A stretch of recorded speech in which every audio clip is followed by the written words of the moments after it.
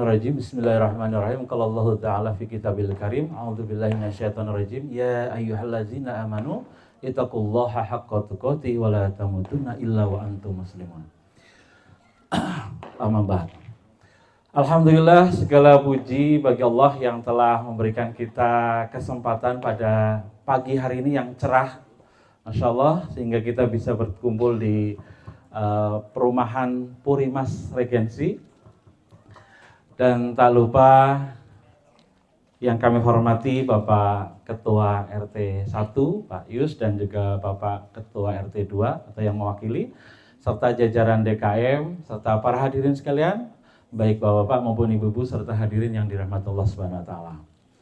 Tak lupa yang kedua, sholawat dan salam semoga selalu tercurah dan terlimpah kepada Nabi Allah Muhammad Sallallahu Alaihi Wasallam. Dan semoga kita termasuk golongan orang yang mendapatkan syafaat beliau di yaumil akhir. Amin. Allahumma amin. Baik Bapak dan Ibu sekalian, bagaimana kabar hari ini? Alhamdulillah baik. Oh, ini sepertinya dari PAUD ya. Tidak apa-apa. Tetapi energinya luar biasa, semangat ya. Baik, alhamdulillah. Karena memang tidak ada kata lain yang seharusnya kita selalu lantunkan kecuali ucapan alhamdulillah, bersyukur. Ya, bersyukur ini luar biasa Bapak dan Ibu sekalian, karena dengan bersyukur itulah kita melihatnya sisi positif. Kita melihatnya dari POV yang positif, bahwa ya apapun yang telah kita dapatkan hari ini dan hari-hari sebelumnya adalah suatu kebaikan dari Allah Subhanahu wa Ta'ala. Dan Allah juga kemudian memberikan clue-nya bahwa ketika ada orang bersyukur maka Allah akan tambahkan nikmatnya, ya, la in syartum wala azidanakum.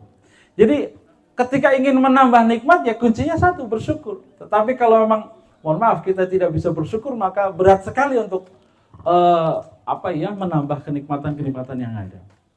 Nah, dan terkait dengan ini saya teringat dengan cerita atau kisah, ya bukan cerita tetapi kisah sahabat Nabi yang disebut dengan Abu Kilabah. Abu Kilabah termasuk sahabat yang mungkin terakhir kali meninggal, usianya di atas 100 tahun.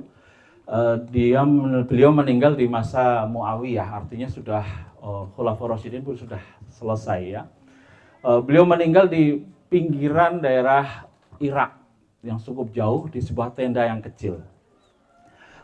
Kisahnya begitu fenomenal sehingga kemudian ditulislah dalam sebuah kisah oleh Abu Muhammad. Ya, beliau itu adalah seorang mungkin komandan pasukan lah begitu, karena menjaga perbatasan dari wilayah Islam, daulah Islam waktu itu. Beliau menjaga perbatasan dan waktu itu beliau tugas di ujung perbatasan itu, depannya adalah padang pasir. Ketika beliau berjalan-jalan untuk mengamati itu, terlihatlah sebuah tenda yang cukup tua begitu tendanya, kemudian didekatilah. Dan ternyata di dalam tersebut ada seorang kakek tua yang selalu melantunkan zikir.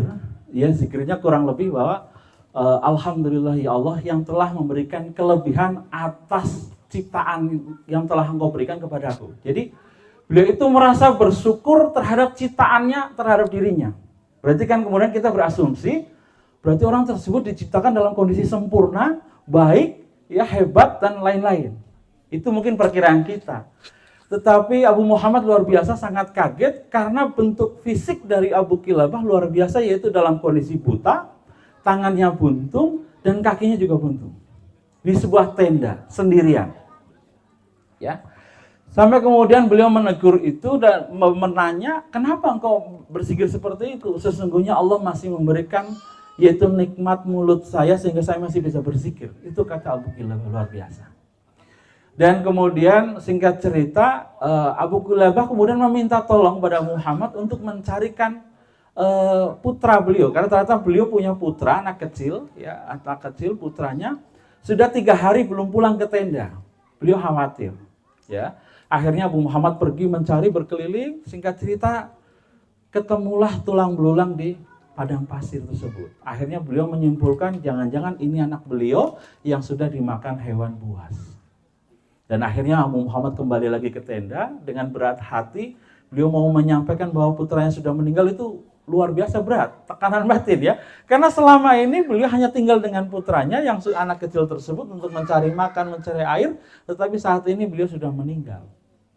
Ya, sampai-sampai sebelum menyampaikan itu beliau cerita panjang dulu, ya. Muter-muter dulu. Mungkin kalau bahasa sini apa? Melepah gedang gitu ya, kalau bahasa orang Sunda.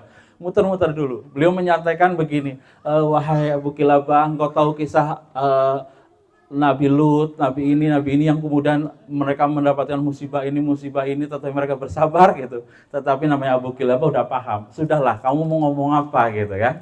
Sampaikan saja. Akhirnya beliau cerita bahwa saya melihat tulang belulang di daerah sana yang kemungkinan itu adalah putramu, ya. Tapi apa yang disampaikan oleh Abu Kilabah? Beliau lagi-lagi mengucapkan Alhamdulillah. Alhamdulillah putra saya sudah meninggal, sehingga saya tidak khawatir nanti ketika besar beliau akan bermaksiat. Padahal putra saya adalah masih tanggung jawab saya. Sehingga ketika sudah meninggal sekarang, saya Alhamdulillah karena anak saya masih meninggal dalam keadaan yang baik. Masih taat pada Allah dan Rasulnya.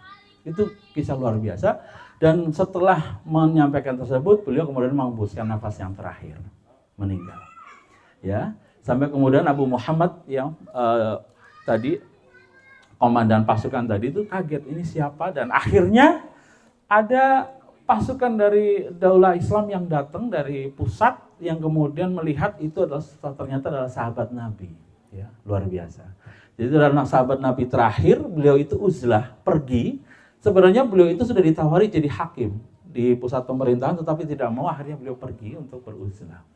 Nah, disinilah kemudian saya ingin mengambil satu hikmah bahwa bersyukur luar biasa itu menjadikan kita itu akan Allah satu memang berikan kenikmatan lebih. Yang kedua memang salah satu obat untuk di hati kita terhindar dari berbagai penyakit-penyakit yang negatif adalah dengan bersyukur. Lalu kemudian apa hubungannya dengan hari ini? Alhamdulillah kita hari ini memasuki bulan Syawal. Dan biasanya di Indonesia ada kegiatan apa? Halal bihalal. Ini suatu kegiatan, pakai bahasa Arab lagi ya, dan tidak dikenal di Arab. Halal bihalal tidak ada di Arab, Bapak dan Ibu sekalian. Karena memang ini dicetuskan dulu pada masa-masa awal kemerdekaan Republik Indonesia, ketika saya baca riwayatnya itu, ketika Pak Presiden pertama Republik Indonesia, Pak Soekarno itu meminta pendapat kepada Kiai Wahab Habsibullah terkait bagaimana menyatukan masyarakat Indonesia yang berbeda-beda dari segi background keagamaan. Artinya berbeda-beda, mungkin ada NU, ada Muhammadiyah, ada Al-Wasliyah, Al-Irsyad, itu dalam satu agama Islam. Belum lagi ada agama lain ya, 5 agama yang lain, itu kemudian ada di Indonesia. Gimana cara menyatukan ini? Ya, kemudian Kiai Wahab Habsibullah sudah adakan saja halal bihalal, gitu ya. Nah, kemudian akhirnya ditelusurilah sebenarnya halal bihalal itu dari mana asal katanya, gitu ya. Halal bihalal dari kata halal. Halal itu saya kira kita semua paham adalah sesuatu yang baik, sesuatu yang boleh dimakan dan lain-lain. Tetapi kemudian ketika ditelusur lagi ke atas, halal itu dari akar katanya dari kata hala, ya. Apa itu? Artinya adalah membuka ikatan, mengurai benang kusut. Itulah halal. Jadi akar kata dari halal bihalal. Maka dari itu aktivitas hari ini sejatinya adalah bagaimana kemudian membuka benang yang kusut apabila di antara sesama warga mungkin Purimas Regensi ini masih ada sesuatu yang terpendam, terikat. Ya.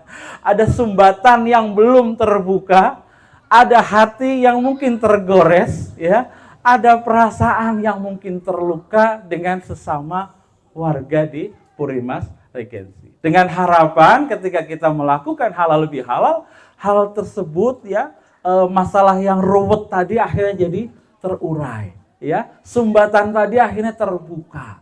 Ya, kemudian mungkin kalau ada kebekuan semoga mencair. Itulah harapannya kemudian diadakannya halal bihalal. Maka dari itu esensi halal bihalal ini luar biasa. Ya, warga Purimas walaupun saya yakin dari muka-muka yang sangat ceria ini insya Allah tidak ada masalah gitu ya. Harapannya seperti itu kan. Tetapi namanya masyarakat ya tidak mungkin karena terjadi dari berbagai macam background macam-macam. Mungkin sukunya juga macam-macam karena biasanya perumahan itu enggak homogen ya. Mungkin ada yang dari Jawa, boleh ngacung yang dari Jawa berapa persen? Wow, banyak. Dari Jawa Barat, Sunda, oh, alhamdulillah. Dari luar Pulau Jawa ada. Masya Allah. Dari mana Bu? Kalimantan? Oh, Padang, Masya Allah. Ya. Jadi dari berbagai latar belakang ini tentunya mempunyai perbedaan perspektif, perbedaan cara pandang. Ya, namanya beda suku, beda karakter. Orang Jawa kalau memaknai atos itu kan keras gitu ya. Kalau orang Sunda beda lagi gitu ya. Sudah makan gitu, atos gitu.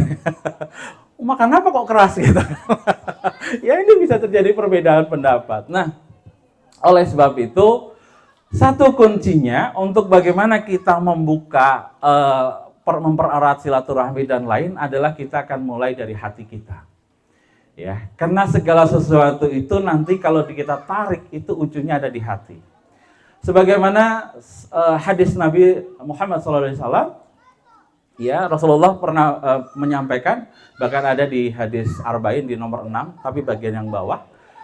Itu Nabi menyampaikan begini, ala wa inna fil jasadi mudghah, bahwa sesungguhnya ketahuilah di dalam jasad atau di dalam tubuh itu ada mudghah, segumpal daging. Ya. Idza salaha salaha jasadu kulluha. Apabila daging tersebut sehat, baik, maka sehat dan baiklah seluruh tubuhnya. Wa idza mafsadat, apabila daging tersebut rusak atau sakit, maka rusaklah, ya, fasada jasadu kulluha, maka rusaklah seluruh tubuhnya. Allah wa innahu qalbu. Ketahuilah bahwa daging tersebut adalah hati. Maka Bapak dan Ibu sekalian, yang ingin saya sampaikan di waktu yang singkat ini, ternyata kalau kita kemudian amati, hati ini memang perannya luar biasa, endingnya sampai terjadinya terbentuk karakter seseorang. Kenapa? Karena hati ini akan mempengaruhi pikiran seseorang. Dan pikiran itu akan melahirkan tindakan. Tindakan itu ada dua, bisa ucapan, bisa perbuatan. Dan ucapan atau perbuatan yang diulang-ulang itu akan menjadi kebiasaan atau habit. Dan habit yang diulang-ulang terus akan melahirkan karakter. Maka kita akan lihat ada karakter orangnya begini, begitu, dan lain-lain. Ketika kita tarik ujungnya semuanya ada di persoalan hati.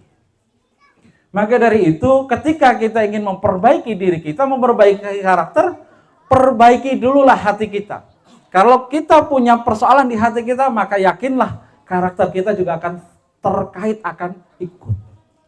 Maka kemudian dari hadis ini kita bisa tarik kesimpulan, bahkan mungkin kalau ada berbagai orang, para ahli berpendapat, karakter ini nanti akan berpengaruh kepada rezeki seseorang, akan nasib seseorang gitu ya. Ya memang kalau kita cermati ya, misalkan kita mau minta tolong kepada seseorang, tapi kita punya karakter, oh orang ini agak susah nih, oh orang ini agaknya enak nih diajak ngobrol, oh, orang ini begini, orang itu kan karakter. Maka nasib seseorang itu juga akan dipengaruhi oleh karakter tersebut. Misal ada orang pelamar pekerja, misalnya kita HRD. Kita mau menerima atau tidak, tentu kita akan melihat karakternya. Ini orang cocok bekerja di tempat kita. Jangan-jangan ini orang toksik ini, nanti malah mengganggu yang sudah ada, gitu ya. Atau karakternya bagus nih, nanti bisa membawa masyarakat atau tempat kerja kita jadi bagus dan lain-lain. Itu kan akannya terlihat dari karakter. Nah, Bapak dan Ibu sekalian yang dirahmati Allah Subhanahu wa taala, maka sekali lagi ketika kita ingin memperbaiki karakter kita, memperbaiki habit kita, memperbaiki tindakan, adalah perbaiki dulu hati kita. Dari sinilah maka kita perlu kemudian mencermati apa-apa yang kemudian bisa menjadikan hati kita sakit. Karena hati itu sebagaimana tubuh, dia itu bisa terluka, dia itu bisa sakit, dia itu bisa terjadi gangguan. Dan kalau hati kita sakit, hati kita terluka, maka respon kita kepada orang lain juga akan berubah. Maka tidak heran, kadang-kadang, mohon maaf, mungkin ucapan ya atau perbuatan kita pernah melukai orang lain atau mungkin tetangga kita. Nah mungkin di momen yang penting inilah kita akan lakukan halal bihalal. Harapannya adalah luka tersebut bisa dirilis, bisa dilepas sehingga hati kita bersih kembali, sehat kembali. Nah, Mungkin ada beberapa penyakit hati yang saya kira sudah sering disampaikan, tetapi mungkin ada beberapa yang perlu kami sampaikan. Yang pertama bisa jadi sakit hati. Hati yang sakit itu berasal dari satu adalah kesombongan. Itu penting, yang kadang-kadang, mohon maaf, kadang-kadang kita nggak ngerasa gitu ya. Kesombongan. Kesombongan apa sih? Kalau di dalam Islam ada dua. Sombong itu satu menolak kebenaran, yang kedua meremehkan orang. Kalau ada dua di antara itu, berarti kita mungkin termasuk orang yang sombong. Misal meremehkan orang. Ada orang yang mungkin secara status, secara ini lebih rendah dan lain-lain, kemudian kita meremehkan, ya. Maka kalau dibaca di dalam surat Abasa wa Tawalla itu ada kisah yang luar biasa bagaimana ketika Nabi Muhammad sendiri pernah melakukan itu. Jadi ketika beliau sedang berdakwah, tiba-tiba ada Umi Abi Maktum itu yang kemudian bertanya gitu, menyela gitulah ya. Dan kondisinya Nabi itu agak kurang nyaman gitu. Akhirnya dia memalingkan muka. Itu pun langsung ditegur oleh Allah.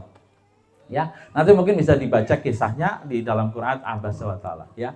Nah, yang kedua adalah sombong adalah menolak kebenaran ya. Maka hati-hati ketika misalkan kita diingatkan ya, Pak begini ya, mengingatkan itu tidak harus nasihat yang luar biasa. Semua itu kan bisa menjadi pelajaran bagi kita ya. Kita mungkin keluar dari kompleks mendapati ada orang begini begitu, ada pengemis, kalau kita vibes-nya positif, itu menjadi nasihat bagi kita. Oh, alhamdulillah ya, kita masih diberikan kelebihan rezeki sehingga tidak harus posisinya seperti pengemis tadi dan lain-lain. Tetapi yang jelas bahwa kebinasaan para orang-orang dulu itu awalnya lahirnya dari kesombongan. Termasuk iblis yang masuk kepada neraka itu awalnya adalah karena kesombongan. Ana khairum minhum. Aku lebih baik dari dia. Ini hati-hati. Ya. Yang kedua, di dalam kehidupan bertetangga ya, apalagi di dalam kehidupan bertetangga, maka satu hal yang penting juga ketika dalam urusan menjaga hati ini adalah kita menjauhkan dari sifat iri, dengki, hasud dan lain-lain.